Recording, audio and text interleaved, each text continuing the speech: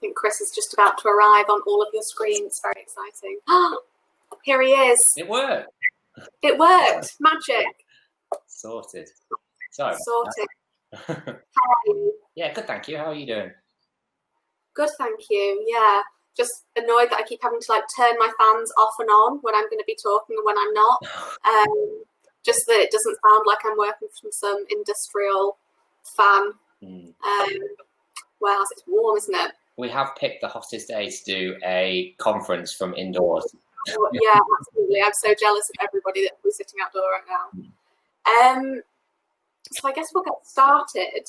I think people are probably going to filter in. That seems to be what's happening with most of the sessions. But thank you everyone who's here now for joining us in this little conversation interview type session. It's a little bit different to the other talks that I think you've been on today. I wanted to speak to Chris in this performative way because Chris and I have known each other for the last 5 years, which feels like a really long time. Half a decade, where we were both working. I was at MediaCom, still am, and Chris was at Hillary's, still is. But we were both social media managers, and we are now. I'm an innovation director. Chris is a head of brand engagement, and we've essentially managed to create roles that didn't exist 5 years ago, based off really enjoying writing Facebook statuses, not to denigrate our profession. So I thought it would kind of be interesting to have a conversation about how that worked and how Chris has managed to turn what was, I think, quite an interesting first day at work into a really, really successful powerhouse of a brand on social media. So, Chris, tell us what happened before Hillary's. Tell us about your first day. What was going on? Oh my God! So what happened before Hillary's? I was actually trained as a journalist. So my first kind of like foray into career and what I wanted to do outside of uni was writing about dance music and going to dance music festivals and writing about it, and it was wicked. I really loved it. And then I kind of just fell into like PR. And I think a lot of people kind of nowadays end up going from journalism to PR, and kind of that's where I ended up. Ended up working on some really exciting stuff with Very.co.uk, Cravendale, Fox's Biscuits, Coral. And back then, social media just wasn't a thing. I think we had one guy in the office at my first agency, and he was kind of like the digital guru. And he came and he was kind of give his input on social, and that was kind of it.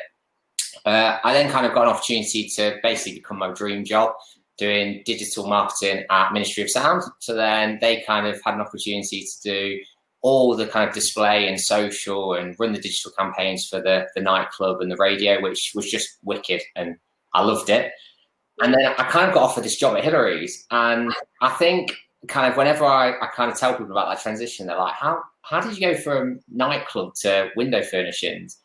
And I think if I'm really honest, I think there's not really a marketeer out there who, when they're kind of given an opportunity to literally just create a channel and shape it however they want, they kind of would turn it down. And that's what it was Hillary's. It was run off the side of a desk. It was a 40-year plus business, and they didn't know what to do on social. So they wanted someone to come in and just make social and create that channel. So that's how I ended up like starting my career in window furnishings.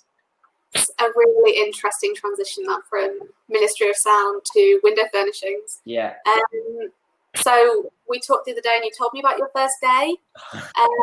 I've chosen not to put the photo up, but anyone can sort of ask me to do that after. You're welcome. Tell us about that.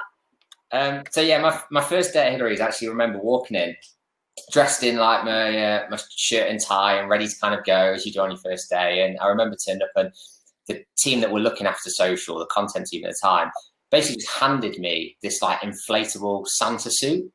And they just said like, oh, we've got a competition running on social at the minute. Can you dress up in it? You're going to pretend to sumo wrestle another guy who's in a Christmas pudding outfit, and you have to do it over an iPod. And we're going to take a picture and put it on social media. And that was my first day. And I walked in, and I was like, second day. what have I got myself into? But it was that time. It was the time where, in 2015, where it was all about likes and follows. It was all about competitions, and the classic hashtag Friday freebie used to do the rounds every week.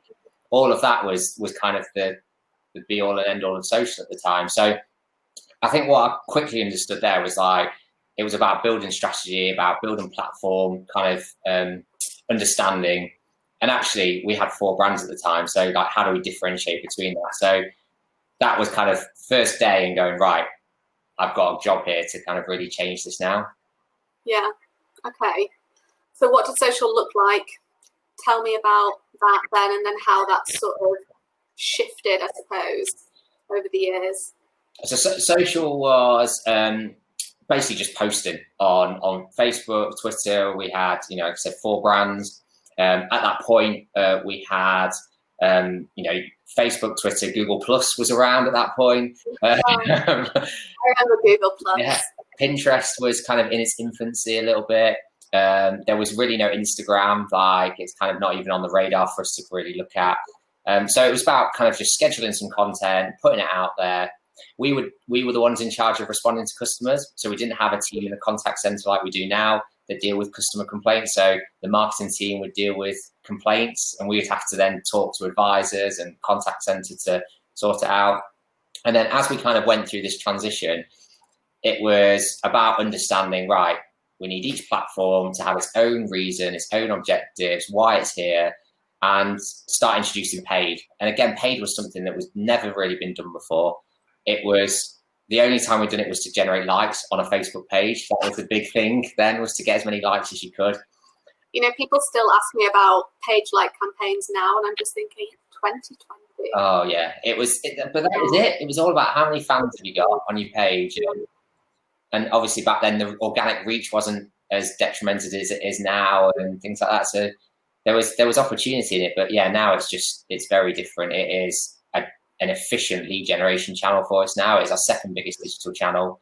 It drives, you know, a large proportion of the leads every week into the business.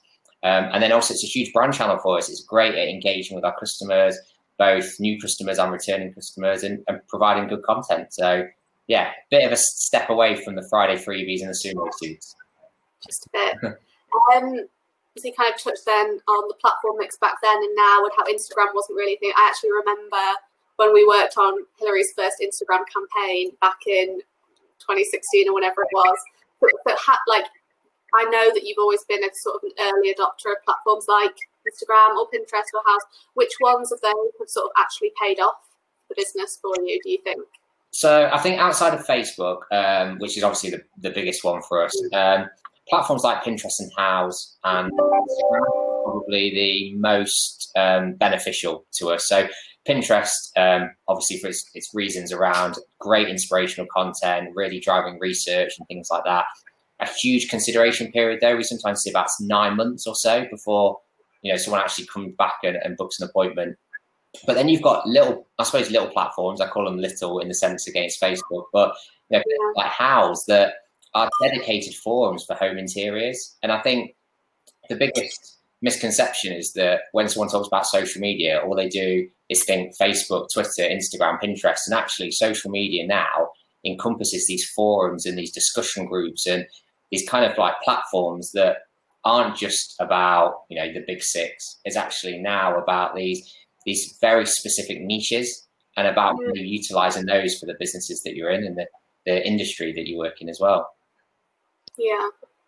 And how do you think influencers over the last few years, everything's sort of changed in the last couple of months, but over the last few years, how do you think influencers and sort of the rise of micro and nano influencers has impacted what Hillary's do on social? Because I know you guys have run influencer campaigns previously. So yeah, so influencers, in terms of kind of I suppose how they've played a massive part in how we structure our social. But I think it's, you know, if I look back now, it was probably only a couple of years ago when we launched our first campaign that had a hashtag as the main kind of campaign title. Before that, it was kind of come up with an idea and then social was like an afterthought. So yeah. I think our kind of like, you know, eureka moment was something like when we launched our Abigail Ahern activity. And for those who don't know, Abigail Ahern, really influential interior designer. She's mad about dark colours in her home, and she's, you know, once painted the front of her home and sold out that paint colour in 24 hours. Like, she's really kind of credible in that world. We did a campaign with her, just a one-off piece of content around don't be afraid of using dark colours in your home. And then what we did was we saw it perform really well on social. So first kind of lesson was use social as a bit of a barometer, what works, what doesn't in terms of content creation. And then we kind of brought her back in and just started to investigate, whether we can do more with her and take an influencer one-off campaign into a longer-term partnership, really. Now she's kind of launched an exclusive collection with us. It really helps with some of our target audiences. It attracts other influencers. So we've got more influencers coming to us now because they've seen what we do. But I think what is probably that thing to note is that every brand will always have influencers that will come to them and say, if you give me something, I'll give you a social post. And you get them every single day. And it's just about picking and choosing. You don't have to rush to every influencer who offers to give you a social media post. You can really make sure you create a campaign around this thing so that it isn't just a one-hit wonder. You really add longevity to it. And that becomes a bit of a partnership rather than necessarily an influencer campaign. I think, that's definitely something that we picked up on earlier with Emily, who's our head of influencer strategy. She kind of was speaking about that earlier and about it being more meaningful and not just a post on Instagram from anybody. That's really interesting. So your title now, head of brand engagement, similar to mine, we often are the people with the coolest job titles in the room. Tell us what that means in the context of what you did then and what you do now. Talk to me about it. I will admit I made that title up. Did you? I made mine up as well. I think what you realise when you get into social is that sometimes you have to make your own titles up because there just isn't a job that has been done before. Absolutely. Yeah. So yeah, I think what was happening was I started as social media exec. I started kind of taking on things like display advertising, PR, influencer marketing, and basically my business card was getting to a point where it was like social media, display, home interest, PR, and partnerships manager that just became too long-winded. So we created this little hub, and it was a hub called Brand Engagement, which basically consists of social media, content, so looking after all the content stuff that goes across the site, home interest advertising, PR, influencers, brand partnerships, brand reputation, and sponsorship. And we kind of, I suppose, create this hub where it's all about engaging with customers. How do we get customers to have meaningful conversations with us?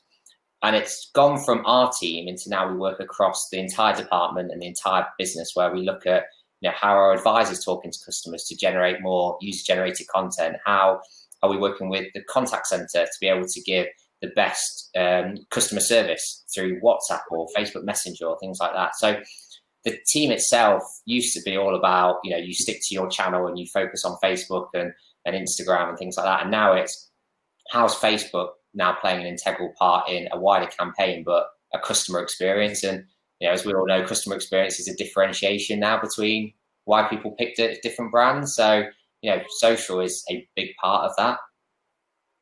That's really interesting. I think it's how you've kind of managed to do this the right way round, essentially, and have it that you are influencing other channels rather than other channels just piling everything that they don't want into social or into that. I think that's a really, really great way around that you've done that. And that goes for campaigns as well. Just to add on that, I think when people think about, social, I think, go back 5 years when I started, there was a campaigns team that thought about campaigns, and then they'd go, we're doing this campaign, can you do anything with it? And it was like, we've got a TV ad, so use the TV ad online. Whereas now it's, we are at the very beginning of the conception phase where we look and go, right, how's social going to activate this, or how's social going to drive this? Because if social can't do it, there's kind of very little point unless you can really use those channels to maximize that campaign activation. Yeah, that's interesting. So as part of your role now, and you sort of talked about partnerships there, you as Hillary's are running the biggest TV sponsorship that basically exists in the UK, right? So, and that's your baby, all nice and grown up. So we've gone from the Santa suit to Homes on 4 with no Santa suit. Talk to us about that. I really wanted a Santa suit on the Homes on 4 idents, though. I'll speak to Charlotte about it. We'll see what we can do. So I think in terms of kind of like how that progressed, I think it was an opportunity that came up for Hillary's, and it was part of our kind of brand strategy on how we could try and help people change the perception of the brand. And we tested the water a bit with some sponsorship on ITV with Lorraine. We'd done some kind of brand campaigns through the year, and then this came up and we just kind of thought, this is perfect, you know, it reaches the right audience and contextually fits with us. But what we didn't want to do was just leave it as a TV sponsorship. You know, we really wanted to try and activate it. So over the last couple of years, we've, you know, been working really closely with Channel 4. And I think, you know, now technology and kind of like targeting options across all social has kind of given you the opportunity that you can reach people during these TV shows, or who interact with content that is related to these TV shows. And it's just really important to just add the value to it, because if it's just a case of putting your TV ad out there and just, I suppose, posting it back on Facebook, people will just switch off. You've got to create that meaningful additional value to why someone is going to stop scrolling to read or to interact or to watch something else. And again, if I look 5 years ago, looking at this whole transition, it was, you know, landscape videos, 9:16, post it out, and that was it. Whereas now, so many different variations, and you've got to think about that. Otherwise, it will just fall flat. Yeah, I think you're right. I think sponsorship is almost nothing more without that activation and without making sure that it's really integrated and cross that. And I think as well, like there's the I can't remember about the stat, but I think it was during like a Coronation Street special, and there's a break in the middle of it. And this is, you know, 20 years ago, whatever. And the National Grid saw a surge because everybody would put their kettle on at the same time. Whereas now it's like the phone. That's the reason that the power is surging, whatever, during that time. So I think because people are engaging with social during these shows so much more, that opportunity to actually engage with them is probably greater than it ever has been. Yeah, and that's where influencers can come in too. You know, we've just done something with George Clark. So George Clark, huge talent on Homes on 4. You know, it felt really right to do some really nice, meaningful content. And your influencer strategy, you know, can all follow. And it is looking at it very holistically, you know, about going, right, we've got this big vehicle that is Homes on 4. How do we maximize that without just hoping people are going to watch the idents and, you know, come through and buy from us down the line? So I think influencers, social, home interest, all of the stuff that we talk about when we talk about speaking to customers, you've got to think that at the beginning. You can't just kind of like hope it will fall into place at the end. I think as well, when I'm sort of thinking about, I've been talking quite a lot recently, various different reasons about the parallels and the differences between TV, and as TV is sort of moving to this addressable place where you'd be able to pinpoint at almost household level who you're doing your advertising to. And on Facebook, we're sort of moving to this. Targeting is like salt, too much and it ruins the dish. We'll find the right people. You just let us reach whoever we want to reach. It's Facebook. I mean, do you agree that we're sort of seeing this shift from broadcast principles moving into social and social principles moving into broadcast? That's kind of a shift that I'm starting to see. What do you think? Yeah, I think media channels are learning from each other, and I think marketeers are getting smarter with their measuring and their want and their ROIs. You know, everything now has gone from, okay, I'm going to do it because it feels like the right thing to tell me what's happened to it. Why is that the best TV channel to be on, or why is that the best social platform to be on, or anything? I think they're starting to switch principles in terms of learning, but I think marketeers are driving that too. I think you do look around and you see lots of people who are trying to get that kind of golden nugget of why something's worked. You know, how do I find that magic formula? And I think as more people grow up with that, they'll start to understand the technology and the devices better that will drive companies to have to offer it. Otherwise, people won't do it.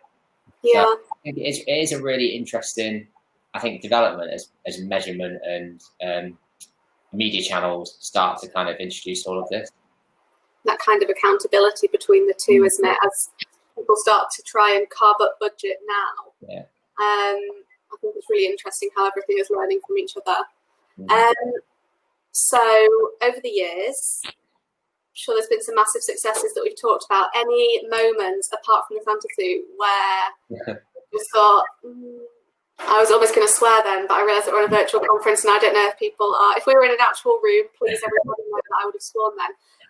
Any mistakes, any failures that you would be willing to share with us? I've had a few failures, actually. I don't mind admitting that. I think there's always bound to be failures with social. There's amazing ideas that you have in your head that when you post about it and it doesn't quite work. So I once had an idea when I was at Ministry of Sound, which was we had Bob Sinclair. For those who don't know Bob Sinclair, big French DJ, massive. And I came up with an idea of how to offer like language of dance. And it was Bob Sinclair doing like French lessons. And in my head, I thought, this is going to be great. It's going to be wicked. Bob Sinclair, he's going to do some nice, here's how you say the key phrases that you need at a nightclub in French. And it bombed. The first post I did just absolutely bombed. And I had a series of 10 lined up I called it, absolutely called it, and just went, it's not working. Right, let's come up with an idea. But I think that's the beauty of social, is you can go, right, that didn't work, that missed the mark. Yeah. So I need to come up with something quick. And it kind of learning from it, isn't it? And why didn't that? I think that's what's really difficult when you're a social manager, when you're managing any type of content, is that what you think is funny is not necessarily what your audience. I think it's quite an interesting point there. There was another one where we had again, I don't know if people saw, there was challenges ages ago where it was like you had to freeze your t-shirt and then you had to time yourself like undoing it and putting it on. And we did this test with 2 DJs who were going back to back where they did 5 challenges and they got kind of points for each one. And one DJ did it all and the other DJ didn't, just gave up, I'm not interested in doing it. So then we had to just change the whole concept. We had this whole creative lined up about, versus battle and how it could work. And I think sometimes you have the best intentions and it doesn't quite come off.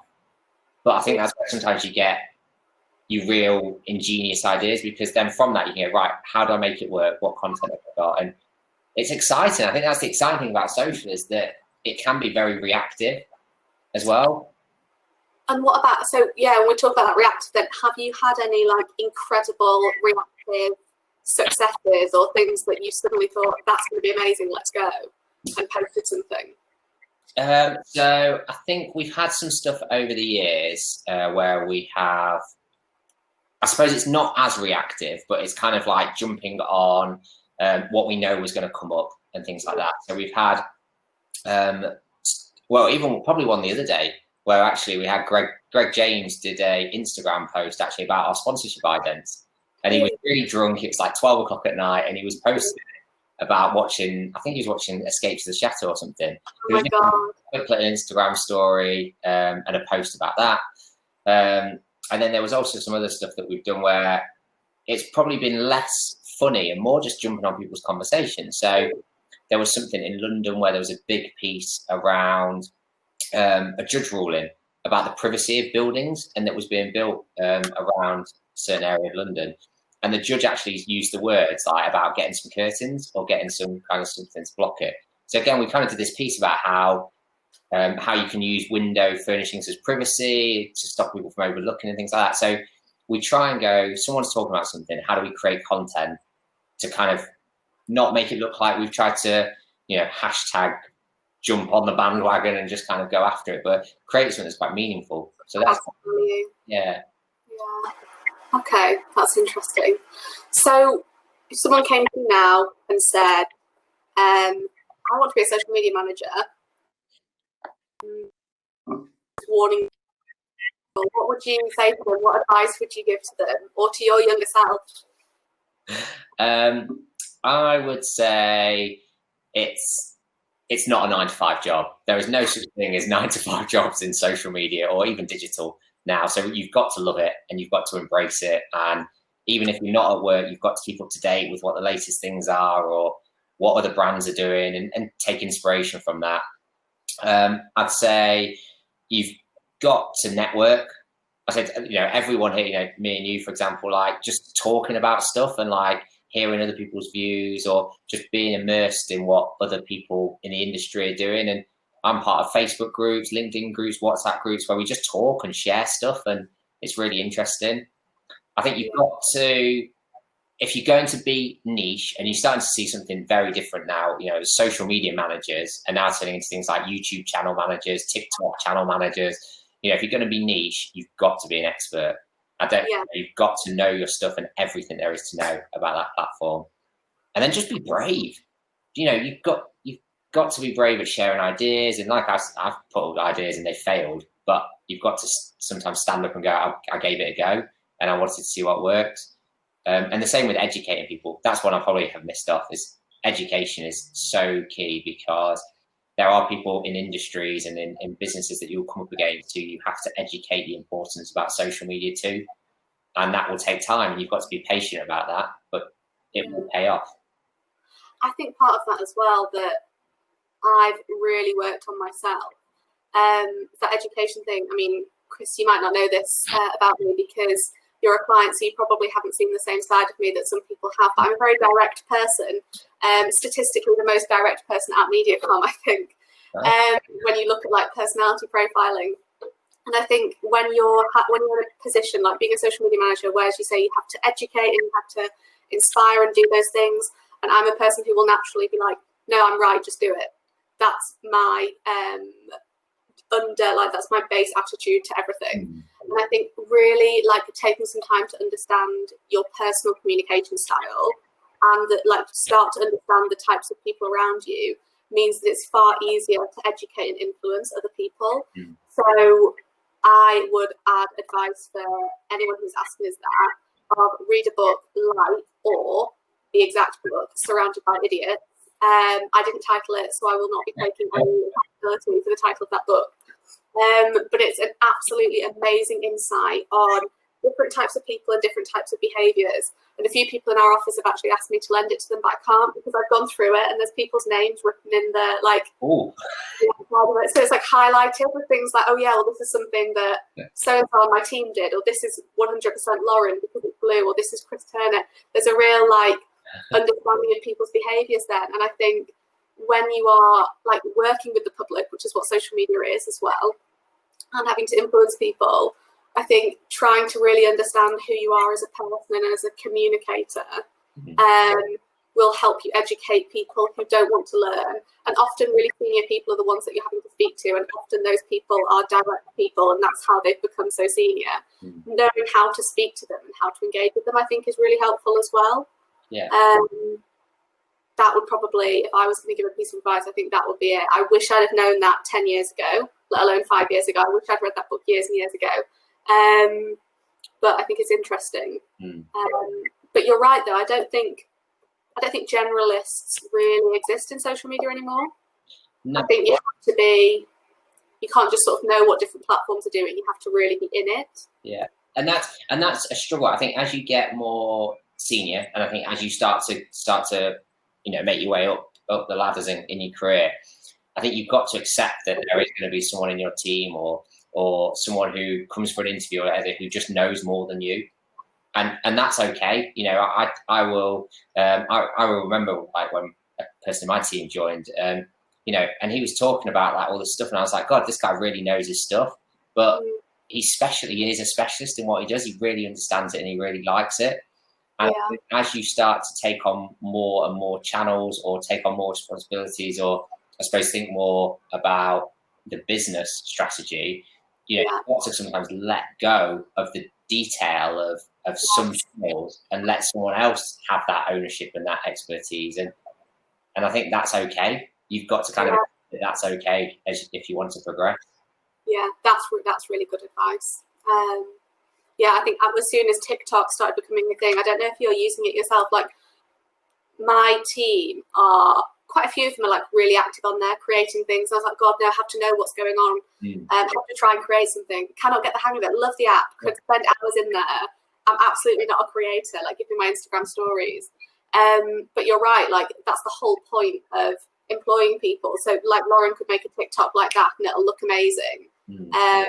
I could make one and it will get 0 views apart from the people who are just laughing at this old woman on TikTok. I think. Are you on TikTok? I am loving TikTok, but I don't use it, and Hillary's don't use it. The audience itself aren't perfect for 55-year-old plus women who are about window furnishings. But it's interesting to see, and I think this goes back to probably like being passionate and immersing yourself in it a bit, because actually, even though I'm not on it, I take inspiration from it, and I'm like, oh, that's a really nice creative idea. Could you do an iteration of that somewhere, or could you do something like that? And I think I'd say you don't always have to be on every platform, but it does help creativity and inspiration to just look around and see what other people are using and how those platforms are working. But I'm personally not doing a TikTok. No. I mean, I just don't think that I'm quite creative enough. But TikTok tell me, like, well, you've got dogs, you've got cute dogs, so surely there's some piece of content that you can create for them. But then every time I try and do anything interesting with my dogs, they just sit and pose for photos because they're Instagram dogs, really. Not TikTok dogs. Instagram dogs. With their own profiles and everything, which is insane. Okay, so any predictions, any thoughts?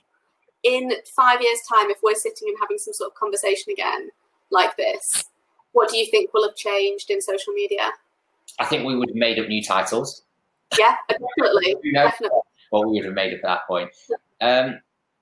I think it would be, there's a lot of talk now about meaningful conversations and things like that. And I do think that will continue. I don't think that will change in terms of people going from broadcasting to everyone to more close-knit groups and things like that. I think creatively, I think the bar will just keep getting higher and higher. If I look at static images now, I'm kind of a bit like, oh God, it's got to be something special to really catch my eye. And I think that would be the same with video. I think it would be the same as AR, VR come into its own. I really like the Twitter's introduction of tweet notes and things like that and voice notes now, because I think I haven't done one. I haven't done one. I have. Have you? Got so much engagement on it. Oh, nice. Like, I was really surprised. I didn't think anyone was going to listen to it. And all I did was just tweet noted, if that's what we're going to call it, which is amazing. Yeah. Tweet noted the exact thing that I was going to actually write out instead, and just posted that. And I got so many messages, and also messages from some of my random followers who've never actually heard me speak, saying that my voice just was not what they expected at all. Yeah. Which I thought was quite interesting. And that's it. And I think that's one of my predictions or my trends or whatever it is that I think is one of it is that that I saw lots of people kind of comment about like, oh God, that's so lazy, or why do you want to do that, or things like that. But it is how people are using their phones now. Like, when people don't write out a text message, they use voice dictation, the same with WhatsApp and things like that. I think social platforms, and I think lots of digital platforms, will start to take behaviors and introduce how behaviors can help people, I suppose, use their platform easier. Yeah. I imagine at some point, Facebook will probably start to introduce and start to really take grips of the whole Netflix competition. And I think that at some point, Watch will become like a streaming service where people will be going onto Facebook on their TV and watching the latest streaming of the latest episodes. But who knows? Who knows what will happen in 6 months, 7 months' time? Yeah, I think. Have you ever watched anything on Watch on your TV? Do you know what? I like it. I think it's very easy. It's very straightforward. Yeah.